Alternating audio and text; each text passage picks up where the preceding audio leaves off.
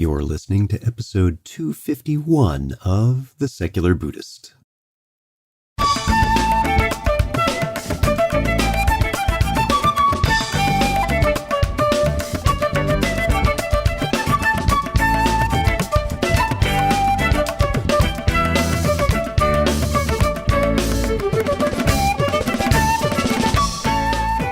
Welcome to The Secular Buddhist. I'm Ted Meissner. The Secular Buddhist is the official podcast of the Secular Buddhist Association, a grassroots-driven effort to answer the needs of secular teaching and practice for contemporary society.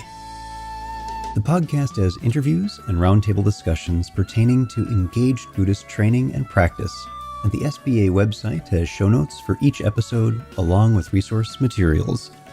Though the podcast focuses on core practices from a secular viewpoint, more traditional teachings are welcome and openly discussed. Sara Eckel joins us to talk about how Buddhist insights can inform our dating experience.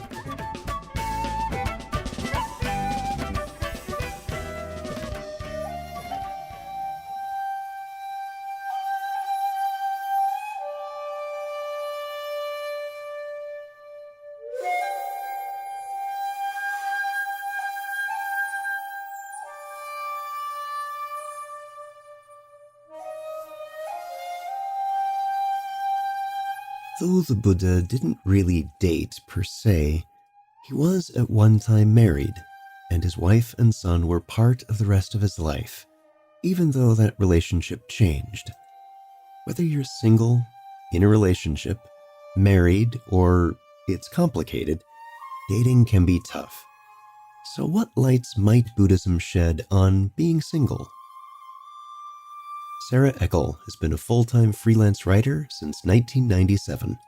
Her essays, arts criticism, and reported pieces have appeared in The New York Times, The Washington Post, BBC, Boston Globe Magazine, Salon, The Shambhala Sun, and many other publications.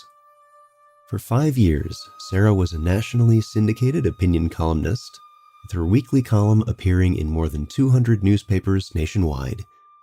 Sara studies meditation and Buddhist teachings at the Sky Lake Lodge in Rosendale, New York, and at the Shambhala Meditation Center of New York in New York City.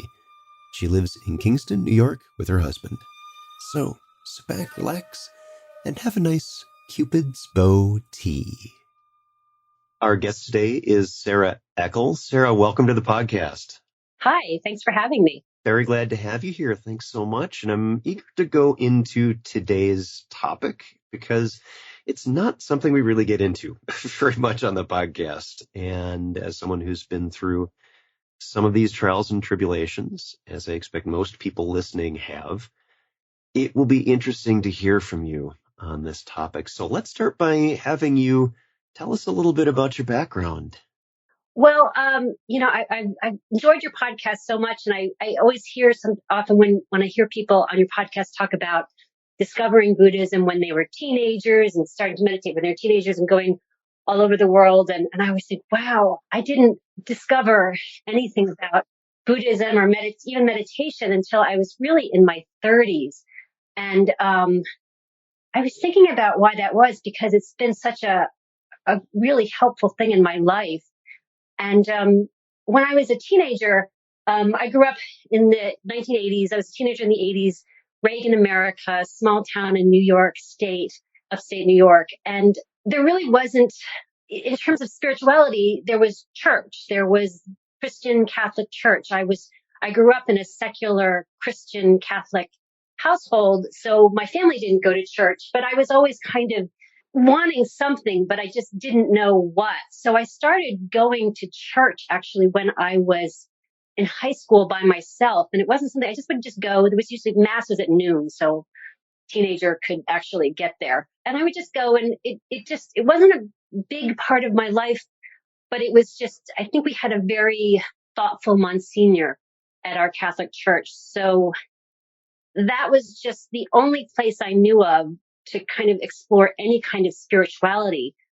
But I also felt a distance from it because as much as this all sounded really good, and I particularly liked the idea that, that everything made sense and that when I died, there'd be this nice garden party that I floated up to when I was, my grandparents and my uncles and aunts would be there. I loved that idea, but I thought it sounds so good that I'm a bit skeptical of this, and I never quite could believe it.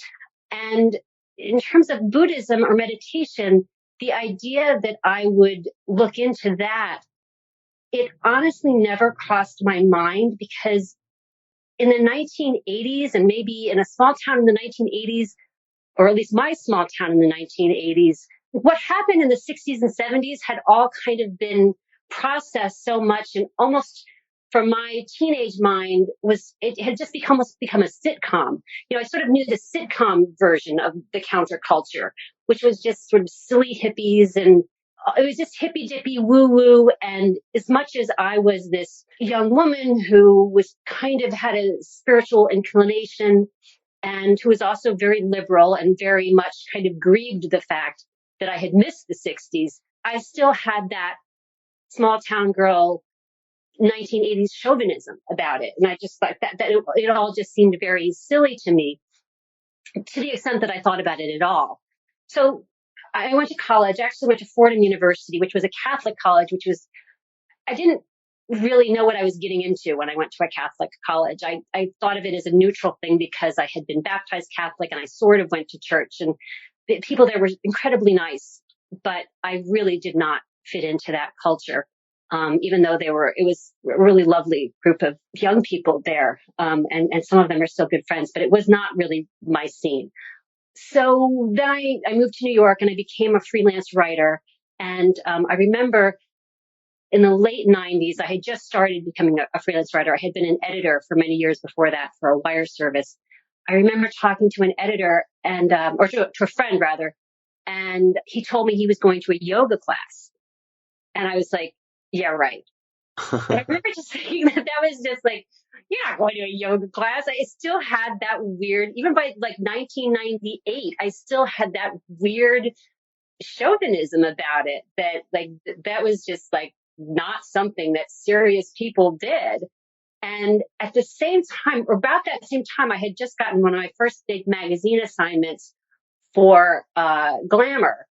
And the piece was about how to relax, which was something I really, really needed to know how to do, because I've always struggled with insomnia, and just, it was a very lucky assignment for me to get. So I interviewed people. I interviewed Ellen Langer. I didn't know who she was, but I interviewed her, and I interviewed Mikhail Csikszentmihalyi, who wrote Flow, and I interviewed Stefan Rechtschaffen, who was at the time the head of the Omega Institute. I interviewed all these amazing people and found out about mindfulness and meditation. And I had never, I just remember talking to one person, what was his name? His name was Stephen Alper. He did MBSI, I think. He's just blowing my mind. It's like, oh, this is exactly what I need. So I wrote this piece. The piece was actually a huge pain. It took a million rewrites, and the editor-in-chief changed over the time, and the piece became so much shorter. But that was really helpful, but it still hadn't quite taken. But I started going to yoga at the gym. So that kind of got me into it. And then from there, I graduated to a yoga center. And by that time, yoga had just become such a thing that, it became so mainstream. But I'm really glad that I had that memory of, in 1997, not believing that my friend was going to a yoga class, because it's kind of amazing how much that attitude has changed. Or I don't think I was the only one who thought this was just kind of like just weird stuff. No, not at all. And some of that persists today, and we see that as a view that's being questioned right now about meditation. We see this in mindfulness, that there's scientific evidence stretching back over 30 years, and yet a lot of folks are still of the this is hippie skippy stuff. Not necessarily so. Yeah, that's true. That I can see that sometimes when I talk about meditation. I can't say that anyone has ever directly said anything like that to me, but I can see that there's a little bit of like, okay, that's nice for you, Sarah, that you have that thing that you'd like to do.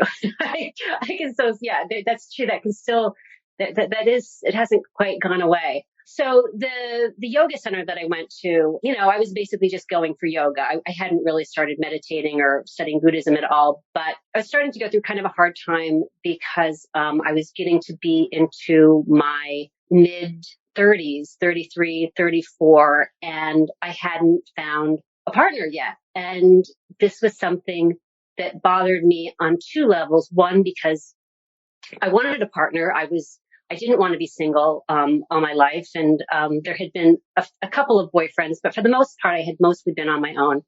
And so I was starting to have that whole like, what's wrong with me thing going on. But then there was also a feeling of real disappointment in myself that I wasn't living up to this ideal of being the wonderful self-actualized single woman.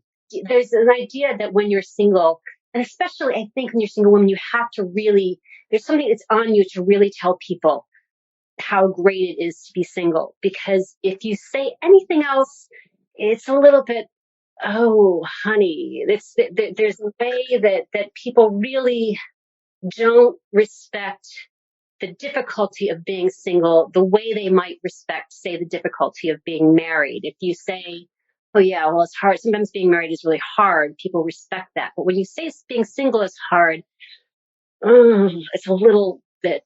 I'm wondering if it's touching on their own discomfort at times when they have been single or they are single right now, and that can be difficult. And I remember seeing those same kinds of, and myself giving those same kinds of responses of, oh yeah, because it was resonating with something in me of, yeah, boy, that sometimes really sucks. Much as for times when I've been single, it's been very nice. And so there's a bit of a black cloud on being single in our society, I think. Yeah. So when people had said that to you, you're right. There's both things. There's sometimes it's wonderful and sometimes it's difficult. So you would find that you wouldn't necessarily want to go to the darker place necessarily at times when that would come up. Right, right. Yeah. Interesting. There's a way in which you're really encouraged to put a good face on it, which, a lot of times is, sometimes it is really good. And sometimes it is also appropriate to simply say, oh yeah, these are fine. You don't always give all your stuff to everybody every time someone asks, how's it going? So I was going through that time. I was feeling bad about being single. And then I was also feeling bad about being single. And I was nervous, and 35 was kind of right up ahead in the headlights. And that for a woman is so often just like, okay, you're done. Like that's, it's like the big expiration date that a lot of women have in our heads. So I was in a yoga class, and the teacher before the yoga class had read a little bit of Pema Chodron. I can't remember what, but I remember liking that. And then he had us in a pose that was really, really uncomfortable. I think it was something where you had to balance on one leg, and it was just really long and hard. It was just one of those things where you're just like, oh God, when is this going to be over? And so then it was over, and he said, now, some of you might be experiencing some sensation in your thighs right now. And what I would like to suggest to you is that you not label that sensation as pain or as being a bad thing, but simply relax into it and be curious about what that sensation is. And it was, I immediately got it. I immediately, somehow that physical explanation of it just made it so clear to me that when I simply was curious about what was happening with me, it wasn't that bad. And that I could have all these difficult feelings, whether it was a physical sensation or an emotional feeling. And that didn't have to be a problem. I could simply notice it and say, oh, okay, that's happening. And then he read, I think at the end of the class, he read from Pema again. And I can't remember what it was. He used to always read a passage from Pema Chodron, I think just nearly every class. And it seemed like whatever he read, somehow it always seemed like was exactly what I was going through. And I remember speaking to another woman at the end of the class, and she said, it's funny. Those passages he reads, whatever he reads, that's what's happening with me at that moment. And I said, I know, me too. I think that's kind of the genius of Pema. So he was also running a Sangha on Sunday nights. So I started attending that. And then he also taught a meditation class. So I took that class. Well, the class I really got into. But the Sangha, I still had kind of maybe one foot out the door. I would sometimes talk in the discussion, but I never hung out and had tea. I would always kind of leave right after, I remember. And even I remember at one point, it was a Sunday night and doing walking meditation and just walking around in a circle. It was it was like a pink carpeted yoga center. It wasn't the most attractive room in the world. And I just thought, wow. So this is what it's come to. This is what is happening in my life. I'm walking in a circle in my stocking feet with a group of strangers. I remember just having kind of moment of like, okay. That But it was helpful. self-judgment comes in very strongly and sometimes very incorrectly. Yeah, it was a funny thing. It was there, but even then, I had still at least learned.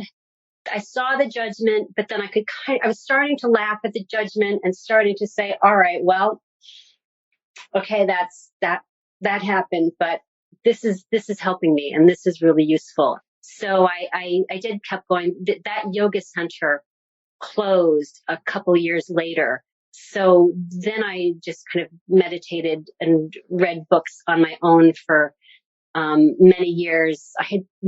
That was mostly, I just did it on my own for many years, which was unfortunate. I wish I had tried to find another group. And then it kind of trailed off. I got a dog, and I ended up walking the dog during meditation. And then I met my husband, and then I just kind of trailed off for various reasons. And in 2010, my husband and I just got married, and I also was the wedding had been a wonderful thing that for many reasons. Among them was that the year before, I had kind of come to terms with the novel that I had been writing for many years was not going to sell, and that was done. And so now I accepted that about the novel. I had this wonderful wedding, very happy, but I also knew, okay, I need to figure out what my next thing is, what my next project is. And at the same time, a friend invited me to go to a talk at the Shambhala Center. And I remember going to that talk, and a guy named John Baker was talking, and I thought, why did I ever leave? Like, why did I ever stop doing this? This is exactly what I needed. And then I noticed that so I saw they gave classes, and I noticed that there was going to be an intro to meditation class taught by someone, Ethan Nickturn. And he was giving a talk the Tuesday night before. So I said, all right, so I'll go see if this guy's any good. And I went to his talk, and of course he was really good. So I took his class, and for the next 2 years, I just was kind of on the Shambhala fast track where I took weekly classes at the New York Center and for the next 2 years, and then weekend retreats in Ulster County, New York, where I live now, at Sky Lake Lodge. I just kind of blazed through the courses for about the next year and a half until I actually ended up moving up here. And I have slowed down on the courses a bit, but now I do a lot more staffing at beginner level retreats. And I've gotten a lot out of that. And so I had said that I went because I needed a new project, and of course realized one of the best things about it was just realizing, actually, no, I don't have to get a new project. I ended up getting a new project, but one of the things that happened on my first retreat was just realizing that the whole spiritual materialism aspect of it is just like, no, I can just live my life, and if I come up with a project, that's great, but I don't really have to. I went in for kind of a more materialistic reason, but then I ended up staying for just because it made me happy, I guess. Immaterial reasons, but nonetheless compelling.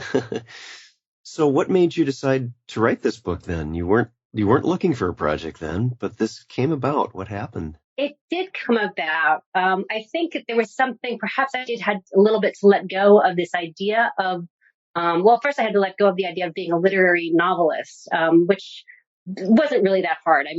That come to think of it, it was, but I realized that I had written, I'd been writing magazine articles for quite a while. And I realized that this topic of singleness, that when I wrote about that, that was when the world really opened up. I mean, from, when I started doing it in 1997, 1998, and I would get actual physical letters to emails to later when I published a piece in the New York Times, it was quite amazing.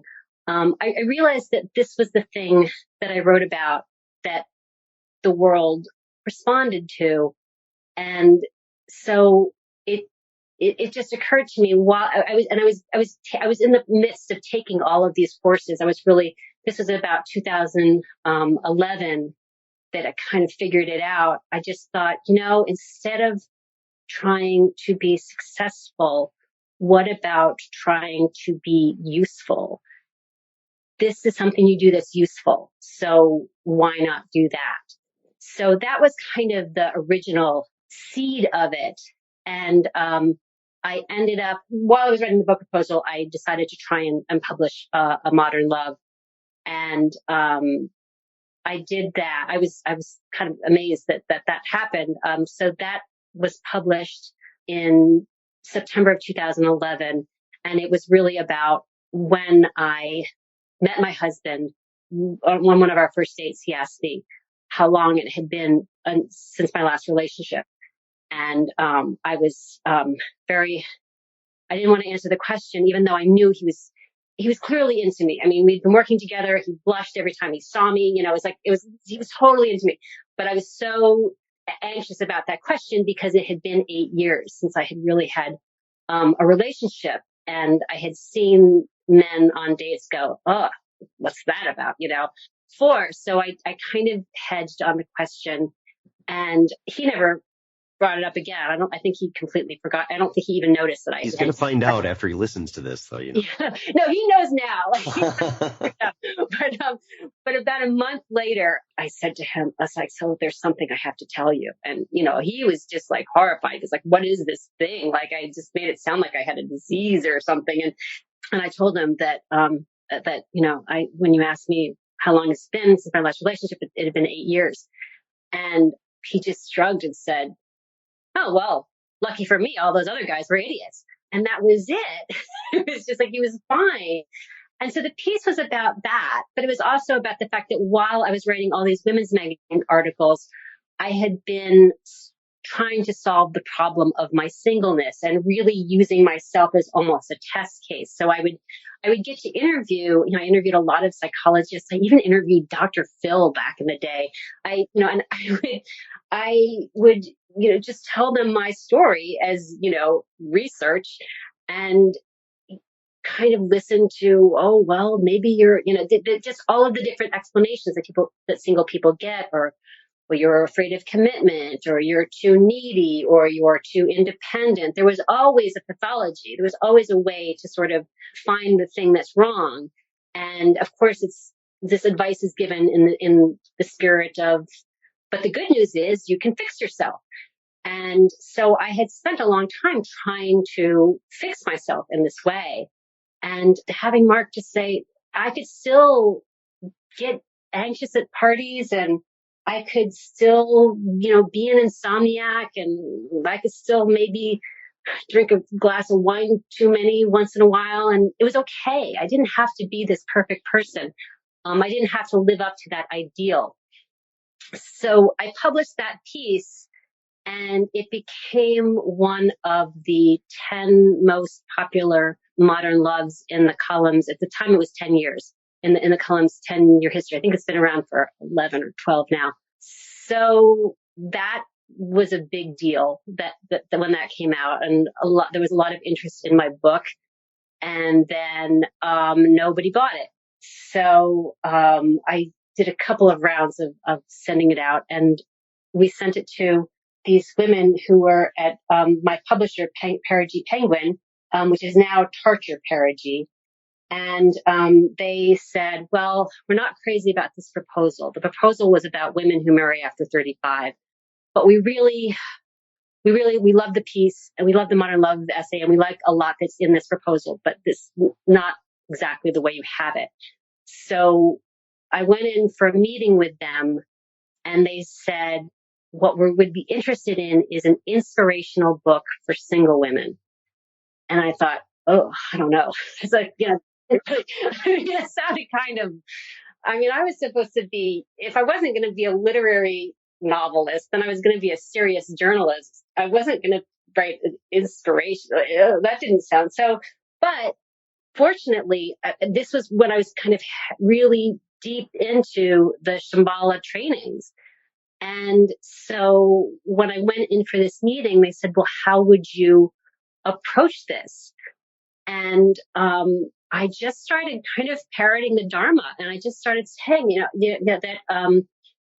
well, women need to realize that, there's a Buddhist saying of the two witnesses hold the principle one. Women have to learn to trust themselves and to realize that your mother, your best friend, your therapist, they have opinions, but really you're the only one who knows. And I just started saying things like that. And they were all just saying, yeah, that's good. Right? It was fascinating. It's really funny because I'll do these readings and I'm really just it's just sort of my dime store Pema Chodron or Trium Champa. And people were just like, wow, that's good. So they asked me to give it a shot. So I gave it a shot with writing, this book it has a lot of Buddhism in it, but it also has just research and anecdotes in my own life. And so it's kind of a mix of things, but it's basically structured around, all of the things that people say to singles, mostly single women, but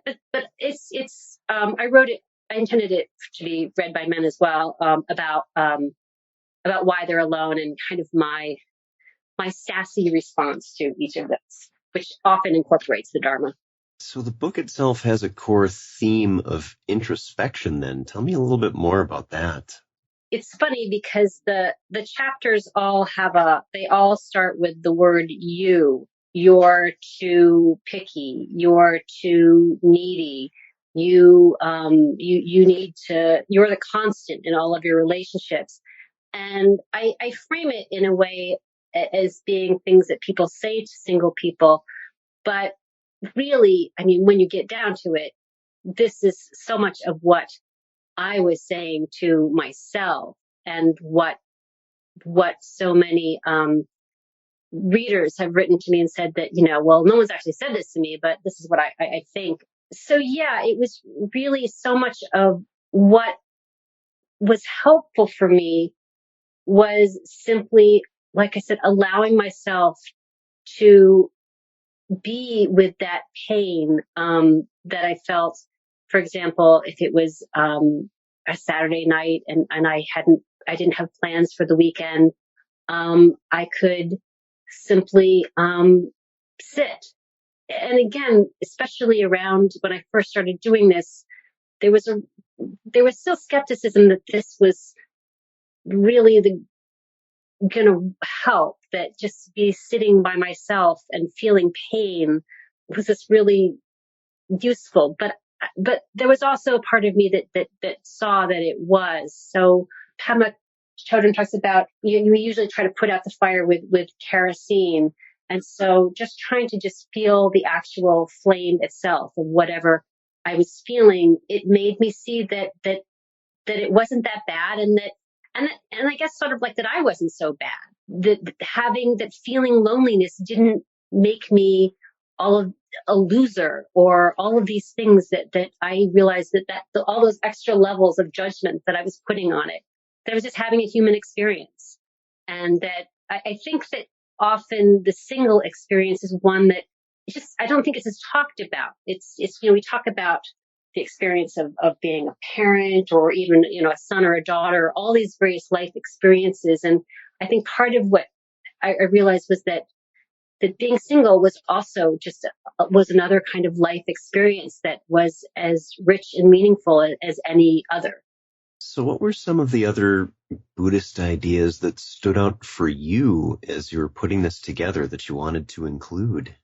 Well, a really big one that I talk about really early in the book is just the concept of basic goodness. And I had read in The Sanity That We Are Born With, Trungpa Rinpoche talked about when he came to the West to study psychology at Oxford, he noticed that the other psychologists, even if they didn't believe in God, they still carried around with them this idea of original sin, that that there was some mistake that they had made and they were being punished for that mistake. And I realized that's so much a part of our culture, and that was really so central to what so many single people go through. When I interviewed women, this "what's wrong with me," that was the phrase that just kept coming up again and again. What's wrong with me? And so this idea that we don't have some terrible flaw in us that needs to be weeded out, that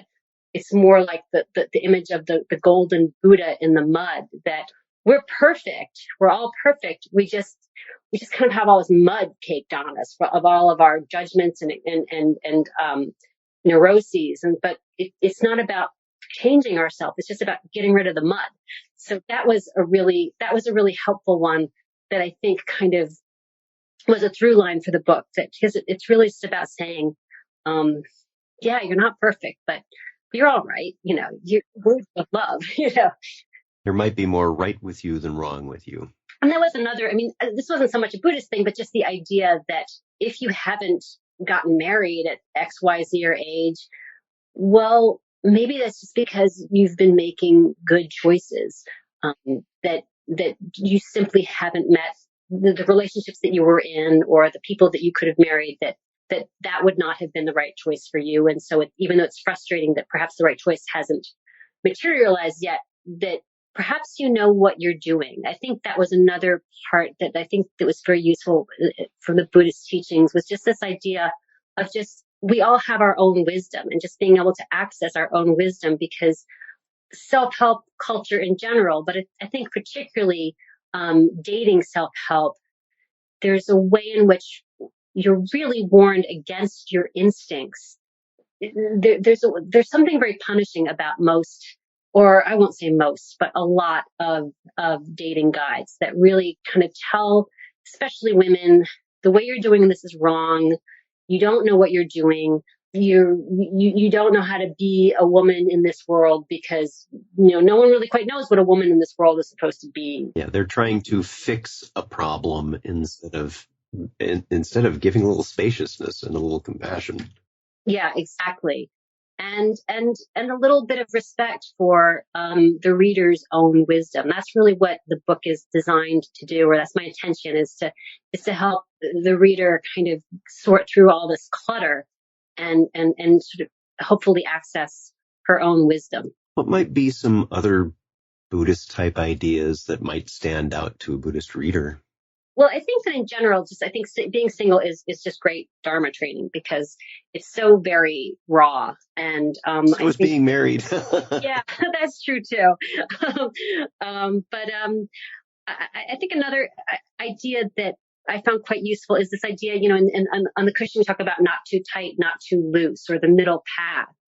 And that was an idea that I found really, again, in this country, we don't really talk about that so much. It's always, and with particular respect to dating culture, you're either this slacker who, just is kind of waiting for something to come along and not, not trying at all, or you're just this super aggressive, person who's going on a million dates, and just you're either trying too hard or you're not trying enough, or you're not trying hard enough. There's a way in which there's these two different philosophies.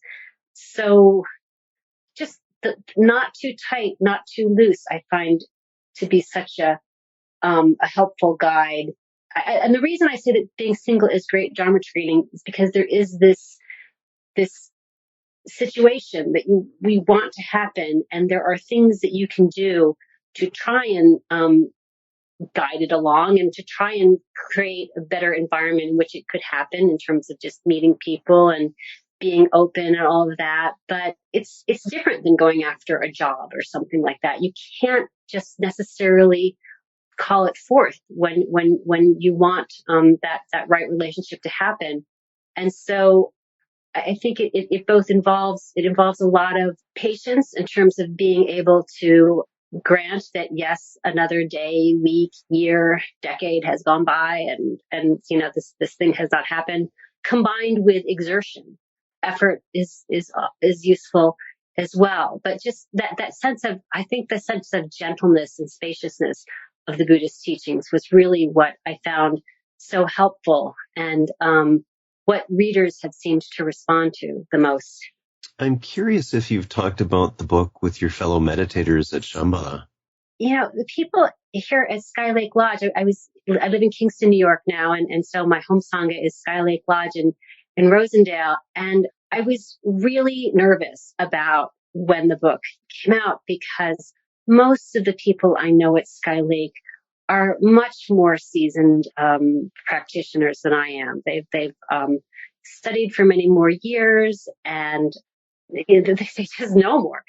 And so, and I wasn't 100% sure that I got it all just right. And so I was nervous, and it was wonderful. The response I got was just absolutely lovely. And they had me, I went in and I gave a talk. I didn't sit in the Dharma room. We decided I shouldn't sit at the Dharma teacher's seat because that's, but seat. That's very tall. Yeah. So I just sat, I gave a little talk in the community room, and that was lovely, and signed books. And my teacher, John Eckel, he had been my teacher in the city, and he taught a level 1. He had been my level 1 teacher, and then he became my teacher. And he actually, when I was staffing a level 1 retreat that he was directing, he actually asked me to read part of the book, which was just really thrilling, and I was really touched. And so I was greatly relieved. I would have understood if people kind of said, "Huh, okay," but the people were really wonderful, and it was fun to also talk about that side of things with some of my fellow practitioners who were single.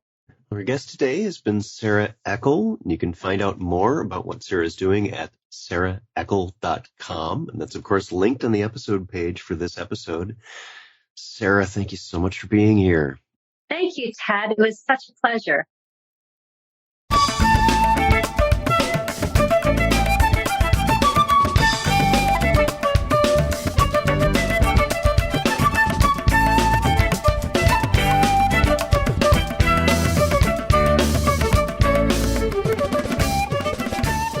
Thanks for listening.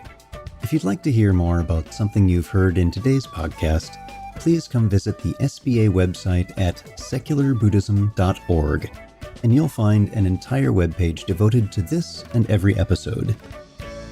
Discussion about this episode can be found on the episode page itself, along with show notes.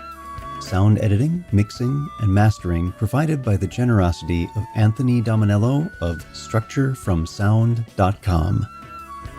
The music for The Secular Buddhist is used by permission from John Kaizen Neptune's CD, Steps in Time.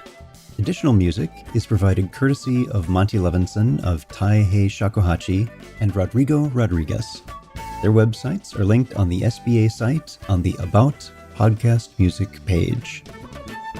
Until next time, remember, every moment you have a choice. Make it the best you can.